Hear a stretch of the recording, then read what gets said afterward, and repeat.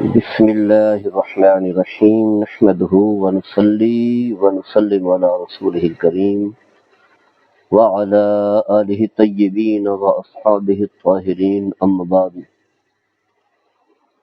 حضرات گرامی، انسان کی، خاص کر کے مسلمان کی جان کو لے لینا اور بلا وجہ بغیر کسی شرعی حد کے ہمارے ہاں عام ہے، اسے کوئی بڑا گناہ نہیں سمجھا جاتا، معاشرے میں معیوب تصور بھی نہیں ہوتا، خاص کر کے ایک کمزور آدمی کی جان لینا جس کے نہ کوئی وسائل ہوں، نہ سیاسی اثر و رسوخ ہو، نہ کسی بڑے عہدے پر بڑا جمع رہا ہو، ایسی عام سا مزدور آدمی، ایک عام سا سادہ آدمی جو غربت و افلاس کی زندگی گزار رہا ہو، اس کی جان لینا جو ہے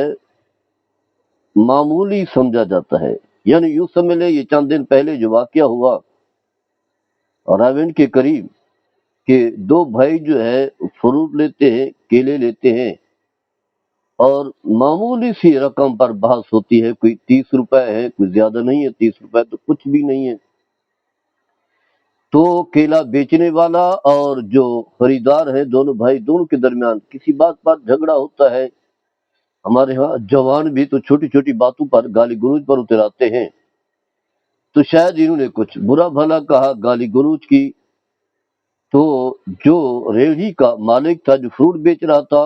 وہ بھی غصے میں آ گیا، اور پھر اس کے قریب جو اس کے بھائی کزن کھیل رہے تھے، کرکٹ کھیل رہے تھے، وہ بھی وہاں سے آ گئے.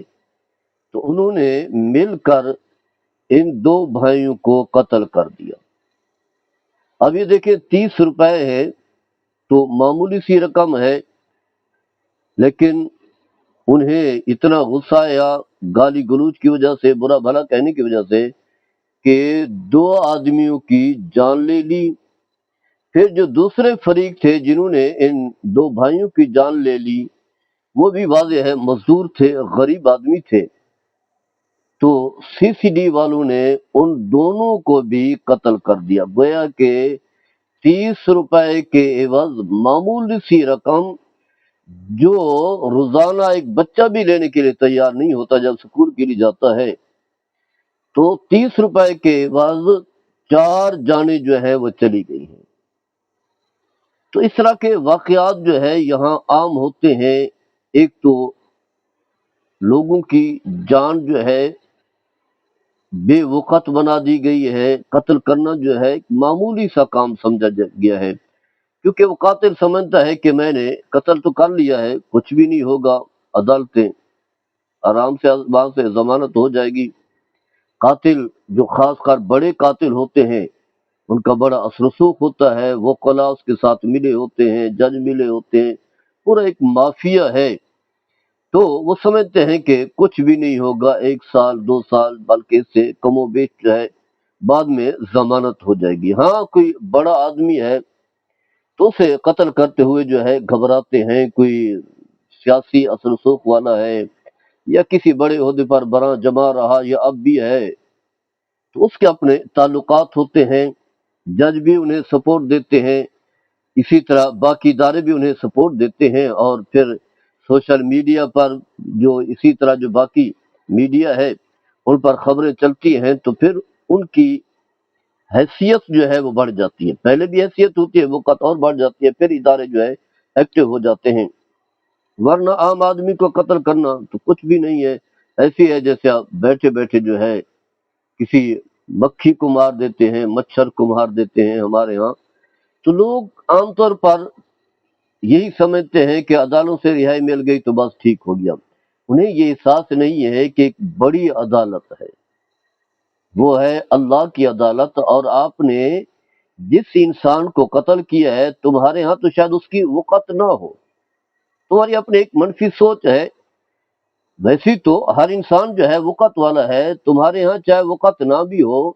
لیکن اس کی اللہ کے ہاں بڑی وقت اور بڑی حیثیت ہے، کیونکہ خالق تو وہی ہے، پیدا تو اس نے کیا ہے، اور وہ جانتا ہے اس کی حیثیت اور وقت کو۔ اور پھر اس کے ماں باپ بھی ہیں، وہ بھی اس کی حیثیت اور وقت کو جانتے ہیں، چاہے وہ غریب ہی کیوں نہ ہو، مزدور ہی کیوں نہ ہو، اس کے ماں باپ کی بھی اس کی حیثیت کو جانتے ہیں، اور اللہ بھی اس کی حیثیت اور وقت کو جانتا بھی ہے۔ اور پھر جب اللہ حساب لے گا تو یہ پھر دنیا کے جتنے بھی نظام ہیں جو سفارش پر چلتے ہیں، جو پیسوں کے بعد بک جاتے ہیں، جہاں رشتے کام آتے ہیں، برادریاں سپورٹ کرتی ہیں، دولت کام آتی ہے، بڑے بڑے عہدیداروں کے ساتھ تعلقات فائدہ دیتے ہیں، وہاں کچھ بھی نہیں ہوگا۔ قرآن میں واضح کہا گیا ہے کہ نہ مال نہ دولت کام آئے گی، نہ کوئی سفارشی کام آئے گا، اور نہ کوئی وکیل ہوگا، واضح قرآن میں کہہ دیا گیا ہے۔ تو انسان بڑا عجیب سا ہے، کتنا ہلکی سوچ کا حامل ہے کہ دنیا داروں کی تو پرواہ کر لیتا ہے، دنیا میں جو محکمے ہیں ان کی فکر تو کرتا ہے کہ شاید کوئی تھوڑی بہت سزا ہو جائے، لیکن اسے اللہ کی کوئی پرواہ نہیں، آخرت کی کوئی پرواہ نہیں۔ مسلمان جو ہے دنیا کے بارے میں کم سوچتا ہے، بلکہ سوچتا ہی نہیں ہے، سوچتا ہے تو کم سوچتا ہے، دنیاوی فوائد کے لیے،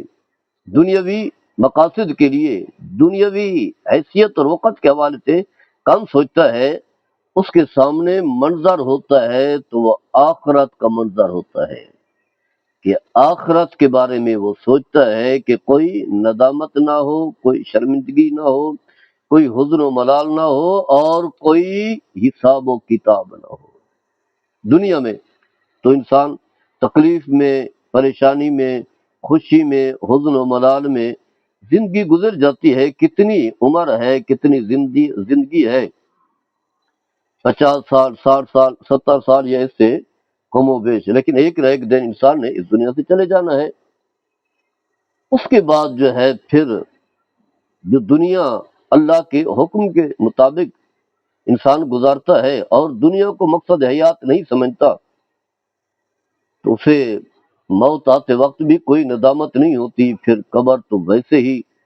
دیکھنے میں تو ایک تھوڑی سی جگہ ہے، لیکن وہ ایک جنت کا باغ بن جاتی ہے، تحت نظر وسیع ہوتی ہے، فرشتے استقبال کے لیے، پروٹوکول دینے کے لیے موجود ہوتے ہیں، اور کہتے ہیں کہ بڑے مزے سے سو جائیں، ایسے سوئیں جیسا کہ دلہن جو ہے سوتی ہے اور اسے اس کا محبوب جو ہے اٹھاتا ہے، تو قبر سے بھی تمہیں جو ہے وہ اللہ ہی بیدار کرے گا۔ اور پھر آخرت کے جو مناصر ہیں، جنت کی نعمتیں ہیں، وہ تو انسان کے خیال میں بھی نہیں ہے، کتنی عظیم نعمتیں ہوں گی، نہ کبھی انسان نے سوچا ہوگا، نہ وہم میں آیا ہوگا، نہ تصور میں آیا ہوگا۔ تو جو لوگ جو ہے دنیا کو آخرت پر قربان کرتے ہیں وہ تو عظیم ہیں۔ تو الغرض بتانا یہ ہے کہ قتل کرنے والے بھی عام پھر رہے ہیں، اور انہیں کوئی بھی سزا دینے کے لیے تیار نہیں ہے، انہیں کوئی بھی بے وقت بنانے کے لیے تیار نہیں، بلکہ ان کی حیثیت جو ہے بڑھ جاتی ہے، ان کا رعب اور دبدبہ جو ہے بڑھ جاتا ہے۔ وہ قتل اس لیے کرتے ہیں تاکہ ہماری رعب جو ہے بیٹھے، لوگ پر دھاک بیٹھے، کیونکہ انہیں پتہ ہے نہ عدالتیں ہیں، نہ باقی کوئی ادارے ہیں، نہ کوئی لوگوں کو کسی کی فکر ہے، بلکہ جو قاتل ہوتا ہے اس کے تعلقات بھی بڑھ جاتے ہیں، اس سے لوگوں کے پھر تعلقات بن جاتے ہیں۔ لیکن یہ بات یاد رکھیں کہ قتل کرنا ہو یا قتل کی سہولت کاری ہو، ہمارے ہاں ایک قاتل ہوتا ہے، دوسرا قتل تو نہیں کرتا لیکن سہولت کاری کرتا ہے، قاتل کی سپورٹ کرتا ہے، اس کی حمایت کرتا ہے، اسے اپنے ہاں پناہ دیتا ہے، اس کے حق میں وکیل بن کے دلائل دیتا ہے، اس کے حق میں ناجائز طریقے سے گواہ بن کر کے اس کی حمایت کر رہا ہوتا ہے، یا برادری کا فرد ہونے کی وجہ سے کہیں نہ کہیں جو سپورٹ کر رہا ہوتا ہے۔ تو جس طرح قاتل کے لیے گناہ ہے، اسی طرح جو اس کا سہولت کار ہے، چاہے وہ جج جو ہے پیسے دے کر یا برادری کا آدمی سمجھ کر یا کسی کی سفارش لے کر اسے رہائی دے دیتا ہے، وہ بھی برابر کا مجرم ہے۔ چاہے وکیل اس کا کیس لڑ رہا ہے، اسے پتہ ہے یہ قاتل ہے، پھر بھی اسے جو ہے وہ سزا سے بچانا چاہتا ہے، وہ بھی برابر کا مجرم ہے۔ جو اس کے حق میں گواہی دے رہے ہیں اس نے جرم نہیں کیا، وہ بھی برابر کے شریک ہیں۔ یا اسی طرح جو ایک گروہ بنا کر، پورے گروہ بنا کر کے لوگ آتے ہیں اور کہتے ہیں کہ یہ ناحق جو ہے اسے سزا دی جا رہی ہے، وہ بھی برابر کے مجرم ہیں۔ اس حوالے سے چند حقائق، اور حقائق وہی قرآن و حدیث ہے جو اصل ماخذ ہے۔ قرآن اللہ کا کلام ہے، وہ ہم سب کا خالق ہے، پورا نظام اسی کا بچھایا ہوا ہے، اور پھر اس کے نظام کو پیش کرنے والے اس کے حبیب، اس کے بھیجے ہوئے، اس کے چنے ہوئے حضرت محمد مصطفیٰ صلی اللہ تعالی علیہ وسلم ہیں۔ دونوں کے فرامین واضح ہیں، اور اس قتل ناحق کے گناہ کو بیان کیا گیا ہے، اس کا کیا کیا گناہ ہے۔ چند آیات آپ سماعت فرمائیں گے، اور اسی طرح چند حدیث مقدسہ۔ سورہ نساء ہے، آیت نمبر 93 ہے، اور علامہ ذہبی کی کتاب ہے القبائر، یعنی اس کتاب کے اندر جو ہے ان گناہوں کا تذکرہ کیا ہے جو گناہ کبیرہ ہیں، بڑے گناہ ہیں۔ ایک تو ہوتا ہے نا صغیرہ گناہ، ویسے آپ نیکی کرتے ہیں تو گناہ دھل جاتا ہے۔ نیکی کرنے سے، وضو کرنے سے، نماز پڑھنے سے، حج کرنے سے، زکوٰۃ دینے سے، روزہ رکھنے سے، والدین کی خدمت کرنے سے وہ گناہ خود بخود ختم ہو جاتا ہے۔ لیکن گناہ کبیرہ کے لیے اگر اس کا تعلق اللہ کے ساتھ ہو تو توبہ، استغفار باقاعدگی سے، اور ایسی توبہ کہ یا اللہ کبھی اس گناہ کی طرف میں نہیں آؤں گا، ورنہ گناہ نہیں دھلے گا، گناہ معاف نہیں ہوگا۔ جتنی نمازیں پڑھیں، جتنے روزے رکھیں، جتنی بھی قربانیاں کریں، جتنی بھی عبادات کریں، وہ گناہ آپ کے نامہ اعمال میں درج ہوگا۔ فرشتے لکھ چکے ہیں، یہی جو ہے نامہ اعمال جو رجسٹر ہے قیامت کے دن کھولا جائے گا، آپ کے سامنے کر دیا جائے گا، اور آپ نے اعتراف کرنا ہے، ماننا پڑے گا یہ گناہ میں نے کیا ہے۔ نہ اگر اعتراف کریں گے، زبان سے نہیں بولیں گے، تو یہ ہاتھ بول رہے ہوں گے، یہ باقی اعضاء جو ہے بول رہے ہیں۔ وَلُو قَلِّمُنَا أَيْدِيهِمْ وَتَشْهَدُ أَرْجُلُهُمْ، پھر جو ہے زبان پر عَلِمَ نَخْتُمُ الْأَفْوَاهِمْ، زبان پر جو ہے وہ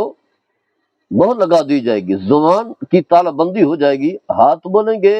اور پاؤں جو ہے جن کے سارے چل کر کے گیا ہے وہ گواہی دیں گے۔ ہاتھ بھی بولیں گے اور پاؤں بھی، وہاں تو نظام ہی مختلف ہے، یہ دنیا والا نظام نہیں چلے گا۔ تو انہی میں سے ان گناہوں کا تذکرہ بھی کیا ہے، قتل ناحق کا، اور اگر بندے کے حقوق میں سے ہے تو اس سے جو ہے معافی تلافی،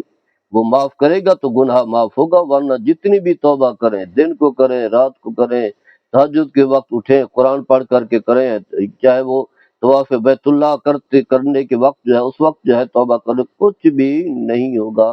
جب تک کہ جن کا حق ہے، جن کا قتل ہوا ہے، اس کے ورثاء معاف نہ کریں، اور جن کے ساتھ ظلم و زیادتی ہوئی جب تک کہ وہ معاف نہیں کریں گے۔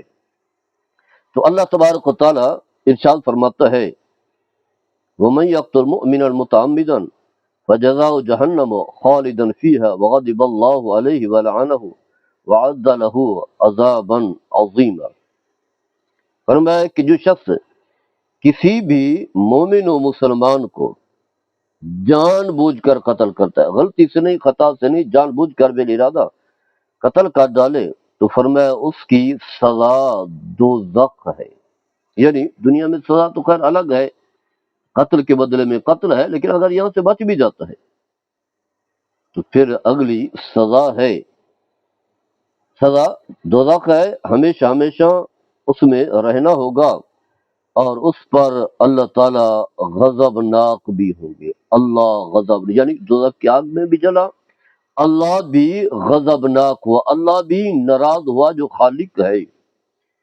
اور اللہ تعالیٰ جو ہے اس کو اپنی رحمت سے دور بھی کر دے گا، یعنی اللہ کی اس پر لعنت ہے۔ لعنت کا معنی یہی ہے، وہ شخص ملعون ہوا، اللہ کی رحمت سے دور ہو گیا، اللہ کی رحمتوں کا اس پر کوئی نزول نہیں ہوگا، اور اس کے لیے بڑی سزا کا سامان بھی تیار کر رکھا ہے۔ دوزخ بھی ہے، اللہ غضبناک بھی ہے، اللہ کے اس پر لعنت بھی ہے، اور بہت بڑا اس کے لیے عذاب بھی اللہ نے تیار کر رکھا ہے۔ آپ تصور تو کریں اس قرآن کو، اللہ کے اس فرمان کا تصور کریں۔ کبھی انسان کا ہاتھ بڑھ سکتا ہے اس جرم کی طرف؟ ہاتھ بڑھنا تو ایک طرف کبھی سوچ بھی نہیں سکتا، اگر اس کا اللہ کی ذات پر ایمان ہے،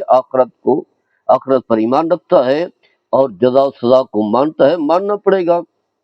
تو پھر کبھی اس کے خیال میں بھی نہیں آئے گا، کبھی خواب میں بھی نہیں آئے گا۔ یعنی قتل کرنا تو ایک طرف رہا، ہتھیار اٹھانا تو ایک طرف رہا، کسی کی جان لینا تو ایک طرف رہا، کبھی جو ہے اس کا تصور بھی نہیں کرے گا۔ تو آگے چل کر کے بھی ہم اس پر تفصیلی گفتگو کریں گے۔ اللہ تعالیٰ ہم سب کو فہم دین عطا فرمائے۔ وما علیہ البلاغ۔